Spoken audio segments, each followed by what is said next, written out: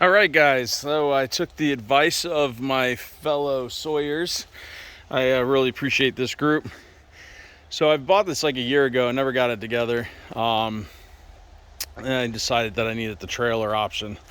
Didn't realize, yeah, it's a pretty big job. I did this by myself. I had a 12-year-old that helped me a little bit, as much as a 12-year-old can.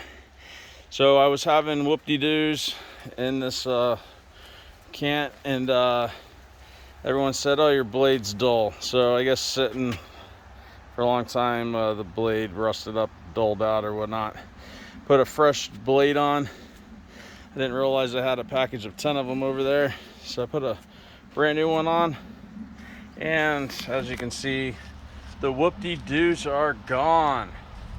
So the one thing that I do want to say is they keep talking about blade tension, and what's funny is I appreciate Norwood trying to make videos. Maybe it's just me, the way my brain processes, but when they say a full turn to me is 360 degrees. What they're saying is every half turn is a full turn to them. So if I loosen this bad boy up, I really shouldn't, but if I loosen this all the way up until this spring is barely touching this plate that you can see or not see down there, you can see a little yellow in there. When it barely touches that, the bar is pretty flat. So you got 1 half turn, 2 half turns, 3 half turns. I did 5 half turns, and that's where the blade's tensioned right now. Seems pretty good. I can get this up to 7 half turns, and then it's like this is flattened out. It's dead. So unless this is set up wrong, I can tell you that it's not a full 360 degree turn. It is 5 half turns. At least that's how I have this set up. Now, let me grab my torpedo level here. This isn't the best torpedo level, but it works. Good enough. I was having an issue because they're like, make sure your blade's level. Well, as you can see in there, that's about as level as it gets, and it still is cutting perfect. So the wheels, I did make sure like these guys are, barely touching on any of these. The case, I just noticed this thing is rubbing. Where's that? There it goes. It's hitting the case and actually wore a hole in it. So I don't know, probably should have bored out the holes a little bit more and moved everything down, but it's working fine. So the way I set this up was, they told you put the bed down, level the whole thing out, assemble the whole bed, make the trailer, lift the bed up onto the trailer. That's fantastic if you're good enough to have a flat concrete slab to do this on. And mine was nowhere near flat, which I found out doing this. I took a rail, leveled it all out so it was nice and flush all the way down. I leveled it, then I picked the rail up, laid it on the side of the trailer bed, and then I did the other side. Then I put all the bunks in, and these bunks that come with the trailer have like no play in the bolt holes, so those are like a given. You just tighten those things down, and then you just adjust the bunks that are part of the sawmill, and you kind of make sure that they're all touching. So for the most part, I can take that 6-foot level and run it from this bunk all the way down, and they're I would say within a 1/16 of an inch.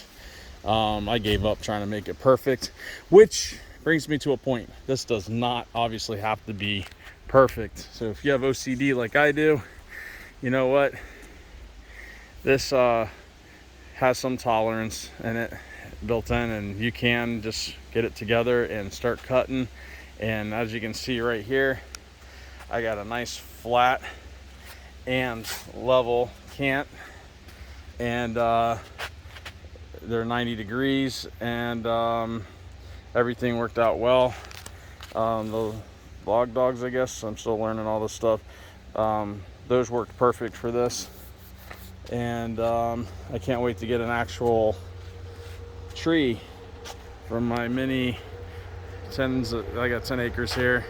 I'd like to get one of these trees on here and start making my own beams, posts, you know, and siding. So I'm really excited. I did figure out the throttle cable, so it, you know, comes from the middle. Sorry if it's not in focus. Comes up, goes through here. I have it going back there because that's what the directions said, but that was for a different motor. So what I've seen in pictures is it goes between here, and then it comes out the back down here, and then up into the throttle.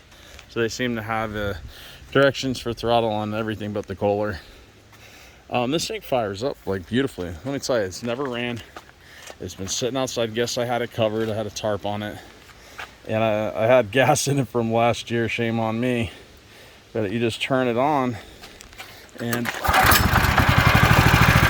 it. Like, that Kohler's bad to the bone.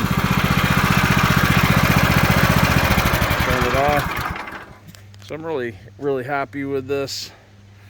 They told me that these don't come with a title because it's agricultural. I haven't checked to see what my state has for that, but I'm gonna trust them.